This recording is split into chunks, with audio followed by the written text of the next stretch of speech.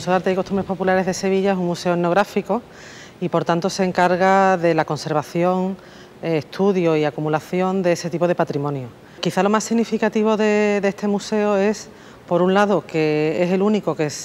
existe en Andalucía dedicado a este tipo de patrimonio, porque aunque otros museos andaluces tienen el nombre etnológico en su título, en la práctica ni conservan objetos y bienes relacionados con este patrimonio ni tampoco los exhiben.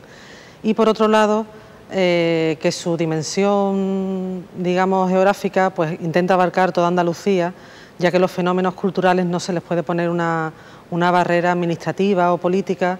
pues como queda demostrado en la forma en la que creemos o en la forma en la que nos alimentamos, que es algo que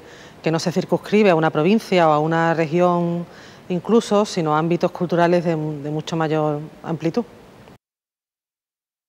El Museo de Arte y Costumbres Populares alberga actualmente más de 22.000 piezas de características y temáticas muy diversas. Quizás los conjuntos más significativos, tanto por su importancia como por ser el reflejo de un trabajo de investigación y trabajo de campo sistemático en el ámbito de la antropología,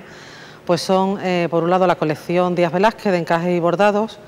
que no solamente se conserva como tal, sino también contamos en este museo con la donación de la vivienda completa de la familia que creó esa colección. Por ejemplo, también la colección de cerámica andaluza, recogida en un trabajo de campo realizado por antropólogos a principios de la década de los 80, la colección de carteles de fiestas primaverales de Sevilla, una colección amplísima y muy significativa de postales de finales del siglo XIX y principios de siglo, otra colección de fotografía, también andaluza, realizada en placas de vidrio, y después un sinfín de colecciones y objetos relacionados con las temáticas más diversas, especialmente visibles porque están expuestos al público, son el conjunto de talleres artesanales que se exhiben en la planta sótano del museo.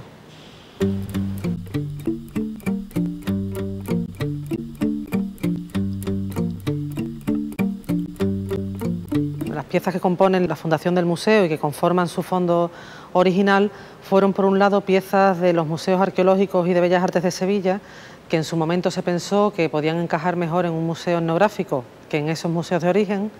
y también la adquisición y recogida por trabajo de campo que realizaron pues, las personas que en ese momento al principio se vincularon al museo. Pero también siguen aumentando los fondos de este museo gracias a las donaciones. A diferencia de otros museos andaluces en las que las donaciones no son significativas, el patrimonio etnográfico todavía está muy poco valorado y por lo tanto no forma parte del mercado convencional de las obras de arte. Así es que gran parte de ciudadanos andaluces todavía tienen en sus casas una parte de este patrimonio que ocasionalmente van ofertando en donación. Pero para que esos fondos puedan ser expuestos en su integridad, interpretados y exhibidos correctamente, se requieren una serie de trabajos internos que el público no tiene ocasión de ver. Administrativamente, la ley andaluza y la ley estatal determinan cómo se organizan funcionalmente los trabajos en el museo. Se determinan, por tanto, dos áreas funcionales, una que es el área de conservación e investigación, que incluye a su vez la sección de restauración, y por otro, el área o departamento de difusión. Difícilmente un museo, este o cualquier otro, podría interpretar y difundir sus fondos si no se conservaran las piezas correctamente, y difícilmente también podría contar algo sobre ellas si no se investigaran y documentaran.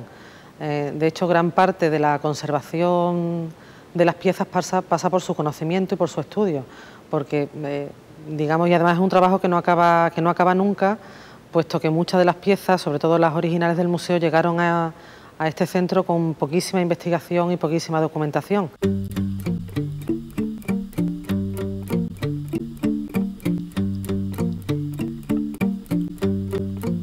Una mayor calidad en la documentación, una toma de datos mejor hecha o más extensa, nos va a hablar ya no solo sobre la pieza en sí misma, sino la historia de esa pieza, todo lo que ha acontecido a esa pieza. Y eso es algo muy importante porque a la hora de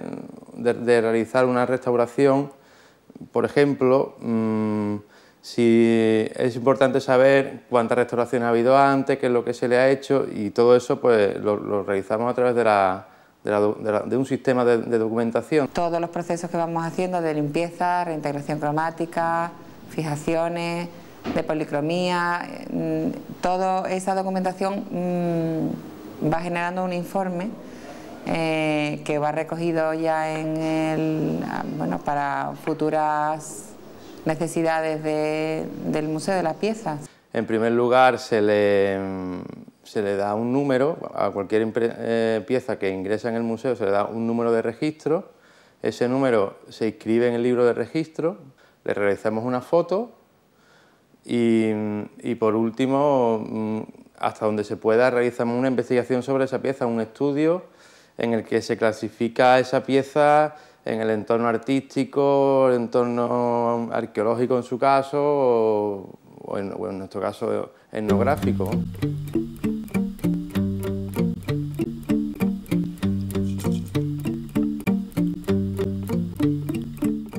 Por otro lado, los avances técnicos en el campo de la museografía pues también hacen que, digamos, se determinen nuevos criterios y procedimientos de conservación preventiva que también hay que implantar para garantizar la permanencia de esas piezas para el futuro, para la posteridad. Se hace mucha labor de conservación, es que estén las piezas lo mejor posible, se adapten al sitio donde se vayan a ubicar en cuanto a soportes, que se limpien sobre todo del polvo, porque el polvo es higroscópico y lo que hace es atraer humedad, y entonces para estabilizar también eso, y luego depende de la pieza, se interviene sobre todo en todo lo que corre el riesgo de desprendimientos o de roturas. Tenemos aquí una política más de conservación preventiva, dado en la cantidad de objetos que tratamos. La complejidad de los materiales que hay hace que muchas veces se tengan que contratar especialistas. Hay especialistas de textiles, de papel, de vidrio. Nosotros hacemos una gran labor de muchos soportes, pero no somos especialistas de todo, claro. Y entonces, el taller de restauración hay muchas veces que tiene gran variedad de profesionales. Entonces, lo más importante es las piezas en exposición permanente o en exposiciones temporales. Todos los lunes que estamos cerrados al público se limpian vitrinas, se revisan los soportes de las piezas, se revisan las piezas por si hay alguna pieza que haya sufrido algún daño. Si es así, se pasa al taller de restauración en el que se consolida o se hace un tipo de limpieza un poquillo más en profundidad.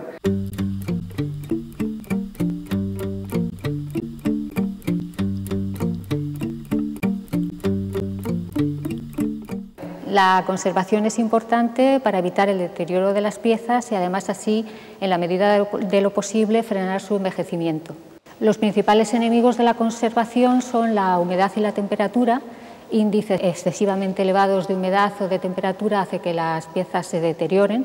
porque se producen normalmente movimientos de contracción y de dilatación que hacen que las piezas se estropeen. Gracias a una partida de deshumidificadores que tenemos repartidos por las salas y por los almacenes, conseguimos una humedad bastante estable y una temperatura. Todo esto lo sabemos a través de unas mediciones que hacemos con un sistema de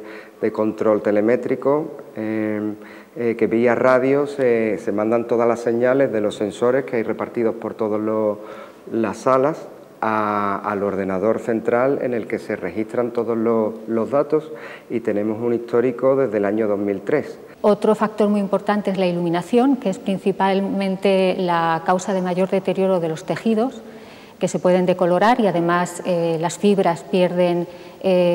resistencia mecánica y acaban rompiéndose. En este caso, las piezas están sometidas a una iluminación muy tenue, inferior a 50 lux,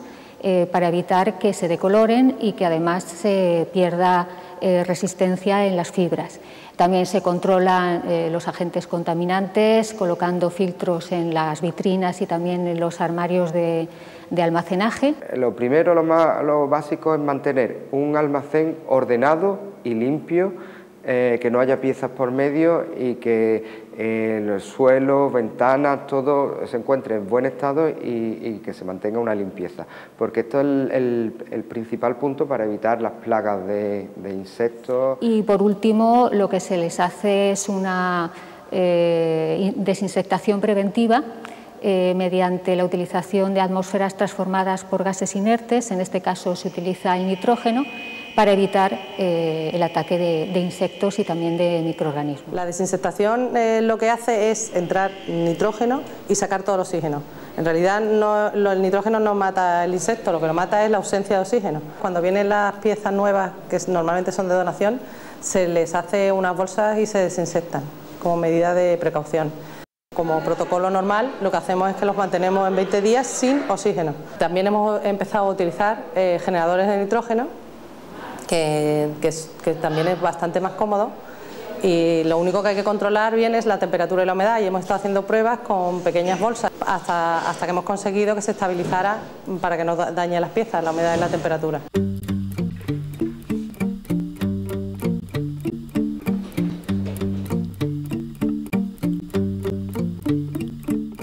En la entrada de la informática a los museos, el Museo de Arte y Costumbres Populares ha tenido un papel protagonista en Andalucía con la creación de la aplicación Odiseus, que es un sistema de documentación basado en 4 bases de datos que se relacionan. El sistema Domus también gestiona todos los procesos a los que se someten a las piezas, como pueden ser los movimientos externos, movimientos internos, con los procesos de restauración. Con una búsqueda simple se puede tener toda la historia de la pieza. No solo es un sistema de documentación, sino también es una muy buena herramienta para la difusión de los fondos. Cuando hablamos de difusión, comunicación, son conceptos muy amplios que llegan desde gestionar bien una página web para que la información llegue a todos los usuarios, hasta las actividades que se crean, que se hacen en el museo, en la sede del museo, para los visitantes que vienen. O sea, desde captar nuevos visitantes hasta conseguir que la visita de los visitantes sea lo más gratificante posible. Una gran parte del esfuerzo del personal del Museo de Arte y Costumbres Populares se encamina a que nuestro público, sea sevillano o sea de donde sea, pueda contemplar una parte al menos significativa de nuestro patrimonio etnográfico.